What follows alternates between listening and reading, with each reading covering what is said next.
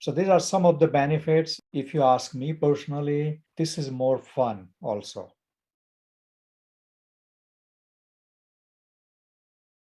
We talked about the Agile Manifesto earlier. So the Agile Manifesto is where everything started.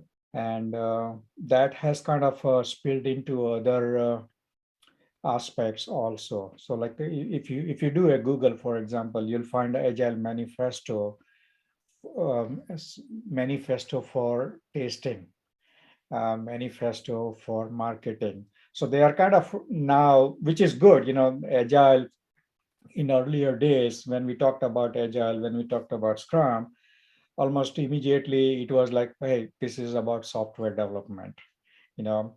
And mostly that was true. Most of the Agile work was done in software development, right? But now it is branching into other aspects of businesses as well, which is great. I thought, we'll start reviewing that as to what is that Agile Manifesto. And I want to hear from you also if you had a chance to look at it. When I think of agile marketing, I think of us being able to work together as a team the most quickly and efficiently as we can, not having to do a lot of admin type work where we're clicking buttons just for the sake of clicking buttons, but have clear visibility in what each other's working on, what our managers have visibility on, what we're working on, how things are going, without having to do a lot of that manual work to get there. I just think of being flexible. Okay, flexible. Just like tweaking things as you go, putting the work out there, not like since I do design, like not holding on to it on my desktop, working by myself, just throwing it out there and in front of the team. And it might not be perfect, but it's done and we can make tweaks later. We're collaborating and basically not making things perfect, but getting it done together. Great. Awesome. So yeah, when we talk about Agile, Agile in general is, 3 I's, as I like to call it. First is it is incremental, right? When we build a product in Agile, we are doing it incrementally, right? So, and when I say product, I'm using it very generic. A product could be a service, a product could be a physical product, a product could be our marketing campaign, for example, right? So when we build a product, we are building it incrementally, number one. Number two, we are doing it through iterations. We are doing it through shorter iterations, right? So we are not going to work on a campaign for 6 months. We are going to work on a campaign for 6 months, but we are going to break it into smaller chunks. So we can actually do those 2-week sprints even for marketing as well, right? So incremental, iterative, and then the third piece is why we want to do those shorter cycles, because we want to learn from what we do. So that's the third I, and that is being improvement, constantly looking for those opportunities for improvement, right? So Agile in general is empirical. We do those shorter bursts, we learn from it, we feed it back into the loop. So essentially it makes us better and better and better as we do more of those iterations, right? So when we talk about Agile marketing, that's what we want to incorporate. So any campaign, any marketing activity we do, we are going to do it in increments. So first identify the product. The product is campaign, let's say, and let's say we are a financial company, and we have retirement products. We have been in the business for a while, let's say, and we have all these retirement products that we are offering to all our customers, and we want to gain more of those customers. So we are going to go to some marketing campaign. Okay, so that's the scenario, let's say. So we are going to do that campaign incrementally. So we are going to identify what are the increments of that product, right? And I'll get to that in a short while as to what are those. But we'll do that incrementally. The second piece is we will do those 2-week cycles. Right? So every 2 weeks, we are going to quote unquote demo. We are going to go in front of customer. Don't hold it back. Right? Whatever you worked on it, don't just hold on to it. Just put it out. Good, bad, ugly, doesn't have to be perfect. It does require kind of courage in the sense that, hey, I know it's not perfect, I'm not happy with it. I may be thinking, oh my god, they'll find 10 different problems with this, all that, but still I'm going to put it out. That's the thing, and we are doing that because we want feedback from them. So in agile, in marketing generally, if we hear about these focus groups, right? We go into like we form a focus customer group, and then we will give the product to them, and then we'll watch it and observe it from a distance as to how they interact with the product, how they react, and all that. We can still continue to do that, but we are going bigger than that. Not just the focus group. We just release it to the customers and let them give us the feedback. So it is definitely putting it out as quickly as we can. You mentioned tweaking it. So that was that improvement, right? In empirical. So learn from that and tweak the product, tweak the campaign, right? Being flexible. So what we learn, and based on that, if we have to change our campaign, be flexible about it.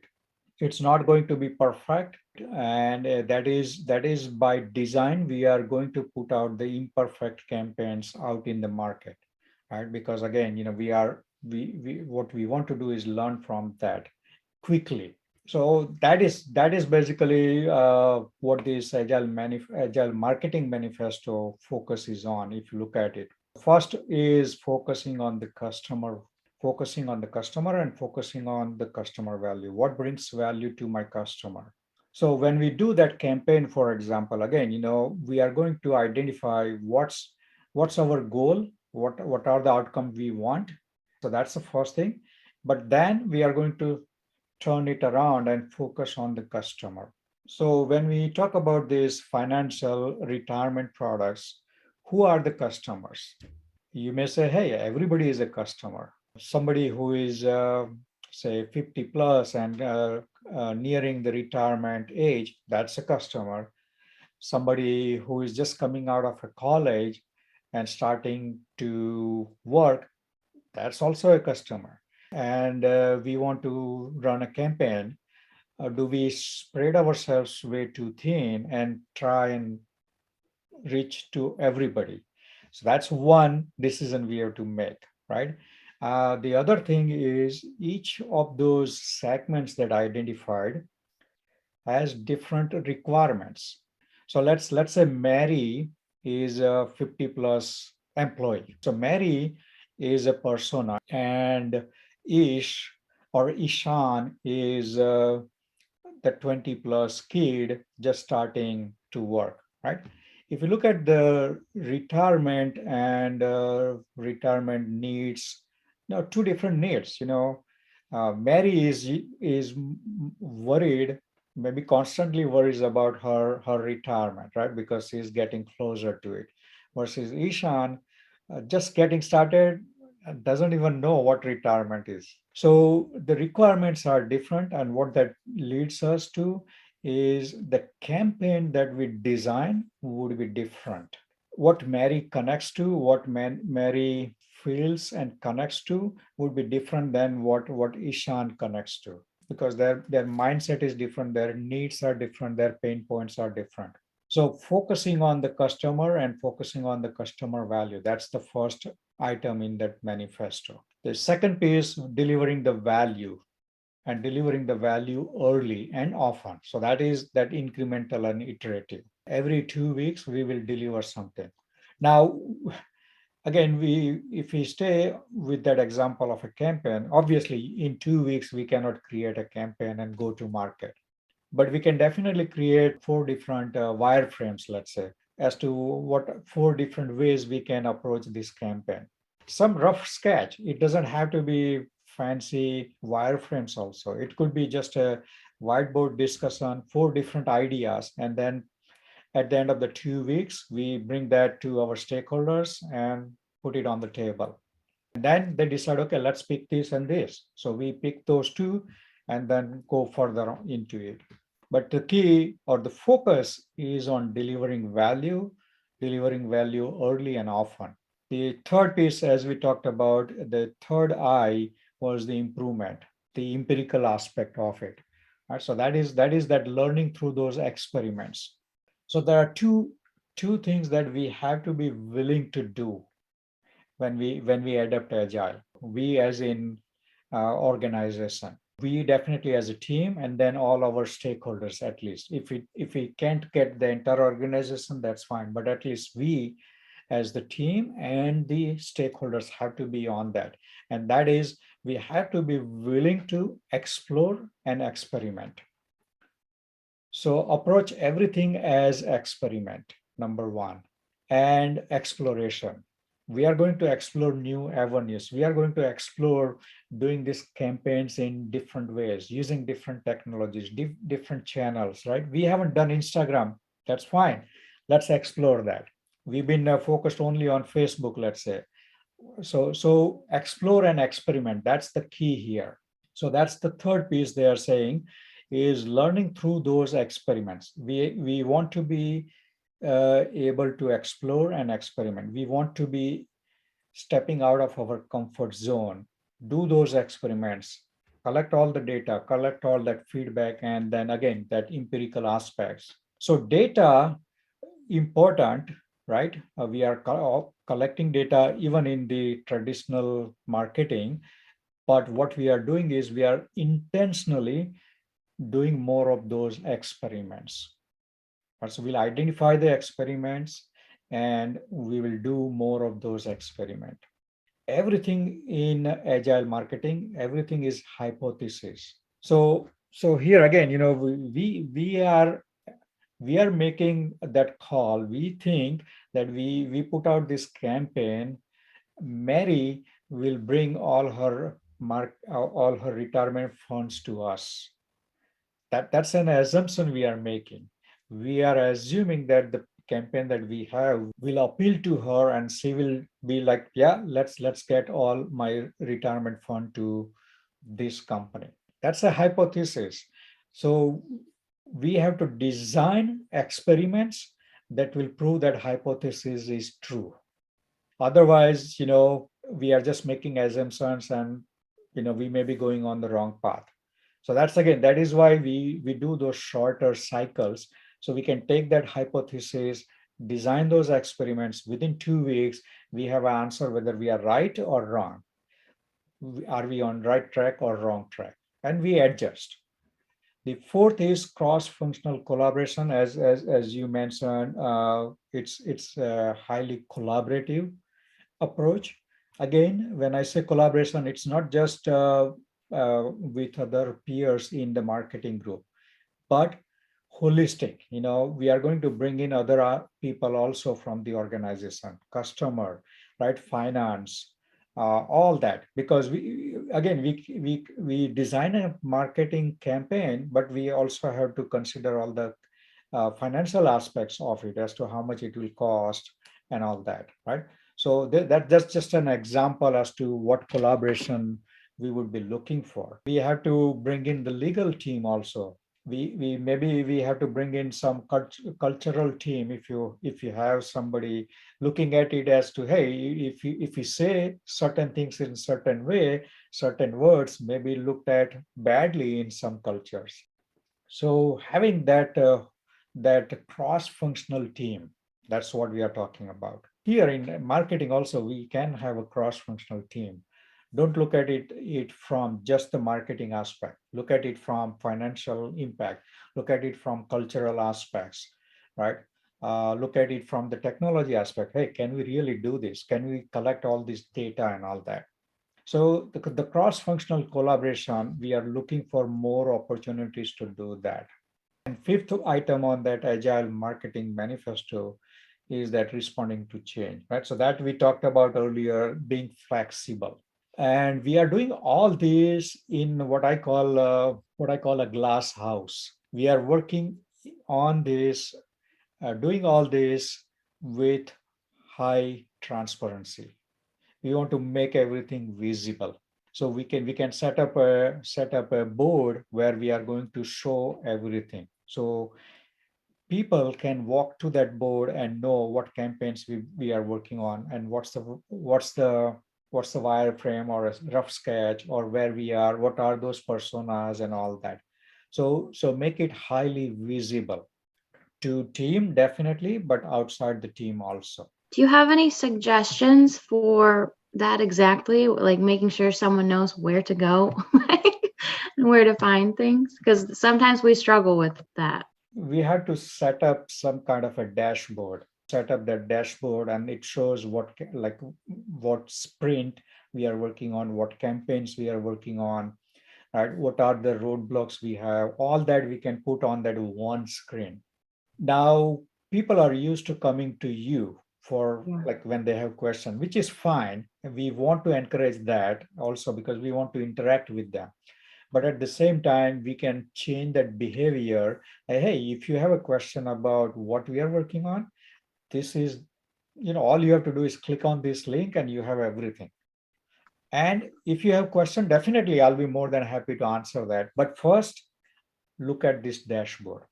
So we can do that. We all are working remotely. So we are going to look at some options as to creating the dashboard in online environment. And so that's why I said Jira could be one. Even Miro, you can use Miro, just create a board. And in fact, I would prefer Miro because it gives you an endless canvas and it's highly visual. So that's the other piece I would say, make it visible, make it visual.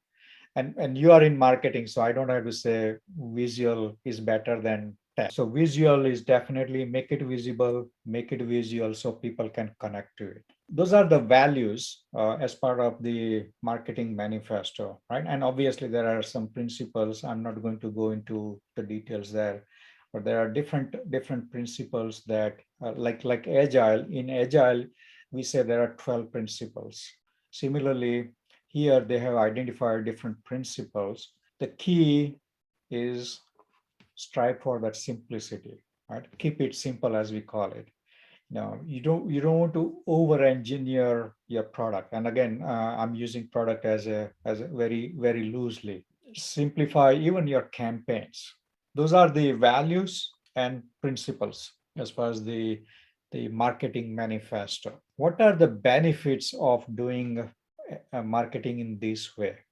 Some of them we already talked about it. One is we can prove our hypothesis being right or wrong. So we can design those experiments, shorter experiments that will prove whether we are on the right track or not. If we made wrong assumptions, all we are doing is losing maybe 2 weeks worth of effort. So it gives you that quick course correction, if you want to call it, right? You're not spending millions of dollars and then finding out, oh, the campaign tanked.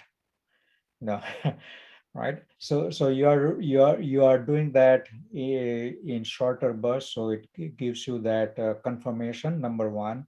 Number two, we can course correct it very quickly. Number three, it's highly collaborative.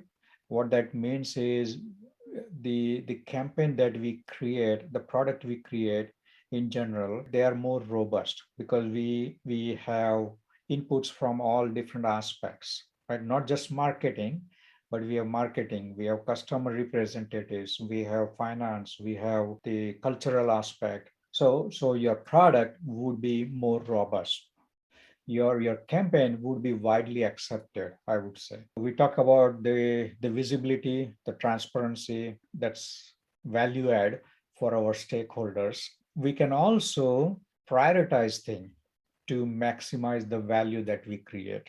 So that's the other piece. If we go back to those personas that I mentioned earlier, Mary is that 50 plus and Ishan is 20-year-old kid. We want to go to both the markets. We want to address both the market segments. But we may decide, hey, there is more money with Mary than Ishan. So let's focus on that segment. Let's address the functionality that Mary would want.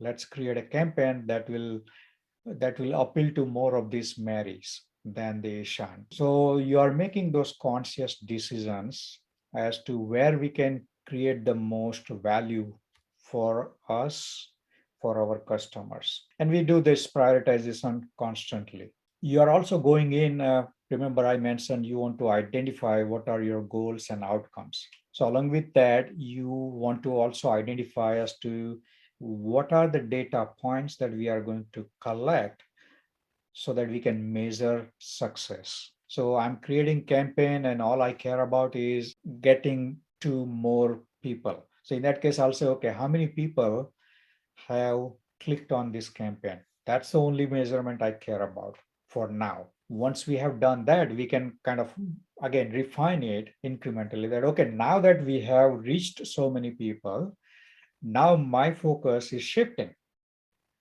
Now I want to measure how many people are really signing up to bringing their fund to us, right? So now I'm changing my measurements also, which is fine, but we are doing that intentionally.